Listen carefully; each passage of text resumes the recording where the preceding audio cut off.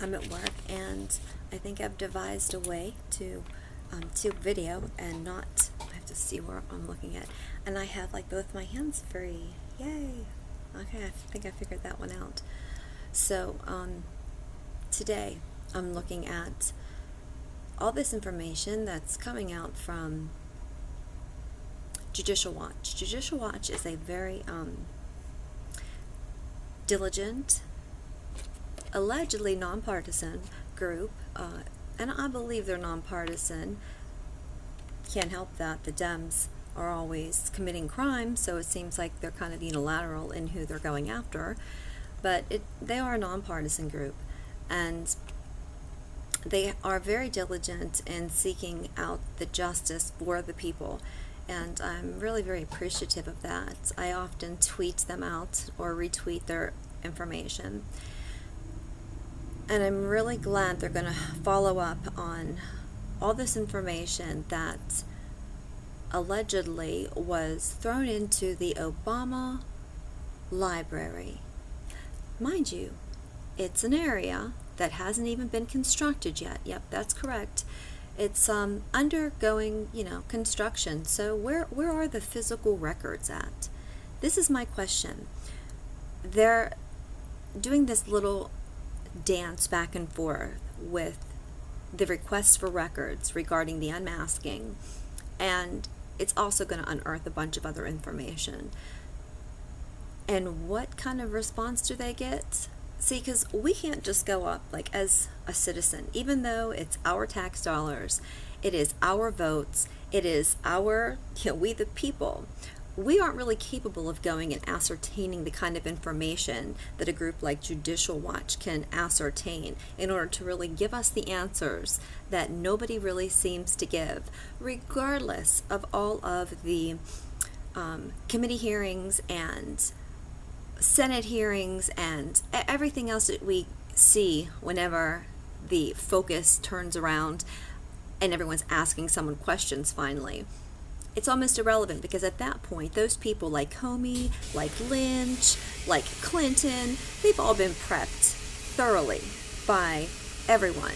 And what they're saying is just going to come out, and it's not going to even be no big aha, no nothing. Those are not designed to really give us information. Those are designed to appease the people, really, truly. Like when Comey was out there talking the week before last, all that did was appease the people. That's what that was for. It wasn't really to give us any sort of answers. It wasn't really to give us any sort of true insight as to truth whatsoever. No, see, for that, we need somebody on the inside. We need somebody who will work on our behalf, we the people's behalf, to go in there and to say, look, we want this document, this, and this. And technically, they're allowed to receive it, right? But the opposition already knows how to skirt that all the time. And that's what they do. They skirt that information, and they go and give them the runaround. Luckily, these people are equipped to handle that runaround. They know what the runaround is. They've been dealing with it for a long time, right? So they have the resources to seek further and pursue. So far, the very disappointing part is when we do finally get the information. Like, there is so much information out there, like on Wikileaks and so forth. It's almost like anticlimactic. We have so much information that by rights should be putting people behind bars. They should be putting people behind bars. The fact that we know that, I don't want to say her name, HRC, we know she lied. We know this, okay? She's never been caught up on any of that. We know that Comey was into shady, activity, and that he covered up and colluded, and nothing's happening with that. Even things like McCain, WikiLeaks, like the fact that his, little committee there asked the Russians for a donation for his presidential campaign back whenever he was running. There's information out there, like even like with the Wiener, there's hard factual data out there that proves the crimes that people have committed. And it's like, I appreciate Judicial Watch. I really do. I appreciate them because they're going to get the information that we need. But then what? after we get the information, if nothing happens, like if absolutely life goes on and nothing happens, nobody's held accountable, there's a slap on the wrist here, a slap on the wrist there, then what does it matter? And when we get real close to finding something out, like Seth Rich situation, everybody stops asking questions. And not only that, but you're actually treated like there's something wrong with you, like the 9/11 situation. When people start asking questions, they come after the conspiracy theorists that we are and said, oh, you're anti-American. What's the matter with you? You don't trust your government, this and that. It's like, fuck you. No, I don't. Tell me, give me a track record. Give me a history of telling me show me who I can trust. Show me. Don't tell me who I can trust. Show me who I can trust. There's a few, just a couple really great people out there in the Congress and so forth who do seem to be working for the people. And I want to believe that the reason why things haven't really progressed and things have been followed through with to a point where people are held accountable and actually not just say, I'm accountable. I just was so frustrated I'm so frustrated when I hear people say no, and I take responsibility, and then nothing happens to them. Nothing happens to them.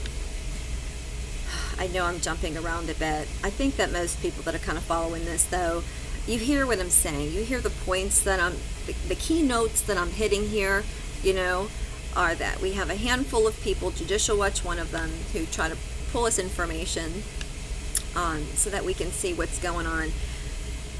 Even whenever they do, though, it's very disheartening that it seems like nothing will happen. Subpoenas come, people plead the fifth, everything gets stalled. Even when people die and there are investigations into people's deaths, it seems to be halted. And then when push comes to shove, someone says, I take full responsibility. Now make me president. And that's what she did. She took full responsibility, which was a big fat zero of responsibility for her, and then wanted to be president. And see, that screwed a lot of things up for everybody who was kind of banking on that. There were a lot of irons in that fire, or so to speak. It's kind of funny how they didn't really see that coming. Of course, it came out today in another article, and I'll post a link in the description along with this other one that I'm looking at, that I think it was 5.7 million votes illegal votes, 5.7 million. Now we have this information. This has come out. What are we going to do with it? Oh, nothing. Everybody made such a big deal about it whenever Trump had said about the illegals voting. It was like, persecute him for saying that. Persecute him for saying that. And now we have data that comes out to show that number, I think he had said 3 million, but that number is actually almost double of what he had said. Now let's see what we hear. My guess, do you hear it? Yep, it'll be crickets. That's all we're going to hear. Are the crickets cricketing? Cricket, cricket, cricket. Because they're not going to talk about it. Or they're going to discount it in some way, shape, or form. It will be swept under the rug, to be forgotten, until the next election. I don't know what needs to happen, but I'm thinking we need to be really prepared for right now how to deal with the next election and the voter fraud that kind of occurs. Because it's only going to get worse. I'll post a link about this too. 95% of Americans have cell phones, right? 95% of Americans have cell phones. Yet you're going to tell me that somehow we're going to give a pass for people when they go into a voting booth to vote for the leader of the free world. They cannot procure a license because it's just too difficult. They're disadvantaged. They're poor. They can't. They all have cell phones. No, 95% of everybody, but they can't get a license. Yeah, that's a lie. That's a big fat lie, you see. It's not about getting a license. It's about being able to manipulate the system. That's right. If you have no accountability, it's a lot easier to manipulate the system. So, where am I going with all this? I guess, I'm happy about information coming out. I'm happy about having resources that push for gathering information and for getting truth and facts.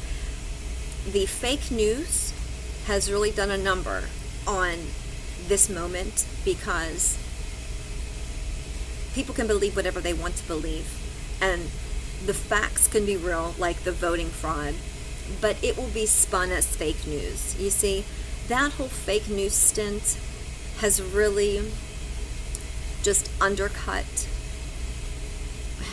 what it was supposed to do, I think, for the people on the right side of the fence. And I don't necessarily mean politically right side, but I mean like, the right side of the fence, who wanted to get out the news that fake news was being propagated everywhere. Because truth is what people need if they're going to make the best choices for themselves. I mean, that's what it comes down to. I mean, that's really what it comes down to. If we're in a free country and we're able to make our choices freely, how free are we to make those choices if the information we have to go by are a bunch of lies? That's not really freely making a choice. That's being coerced. That's being manipulated. I mean, it's bad enough that half of my peer group, or so it seems, lack the capability of making logical choices. But then you throw on top of that the subversion tactics and the manipulation of the media and the lies. And then just to make sure that anybody who might have been in a gray area with any of that was put onto the wrong side of the fence, well, fake news. So when they do read the stories about, all the collusion and the corruption, those people, they don't want to believe that. They want to believe, no, it's not my government, not my people. No, they're not doing that. Yeah, they are. They are doing it. Question everything. At this point in time, anybody who allows another person to belittle them and take heart to that because they're questioning something, I feel bad for you. I do, because you're in a shitty position. You can't feel bad about that. You have to question everything, because when people are truthful and they're upright and they're for real about something, they're going to appreciate your questions because they're going to appreciate a critical thinker. We don't crank out critical thinkers today. We don't.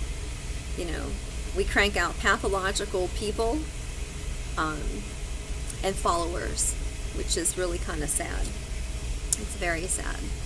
So I've been all over the map with this, but this will be my update. I'm glad that I am feeling better, and this year is moving along so quickly. I do want to make a video maybe once a week just to update where I'm at, if nothing else, but like for a video vlog for myself at some point in time. Maybe I'll look back and then I'll concur that I was absolutely crazy. It'll be interesting to do. We don't have write diaries anymore. You just kind of like take video, right? So I'm not going to read any of the stuff that I've come across, but I will go ahead and put links in the description box. It's good information. Anything that I kind of blurt out in my videos, I might only talk about it for 10 seconds, but always check the description box, because if it's noteworthy, I'll go ahead and put a link in there so you can kind of follow up on your own, because that's all I'm doing. I'm just kind of like throwing out their ideas, that I have that go on through my head. I appreciate when other people do the same thing. I'm not kind of coming to any sort of conclusions that I think any logical person wouldn't already come to, or, and if I do mention something that hasn't crossed someone's mind, then I'm glad, I've said it. But for the most part, it's just kind of like where I'm at with things, and I always appreciate commentary that is kind of helpful, or links to further information regarding anything that I've said. All right, that's about it. I hope everybody has a great week. All right, bye.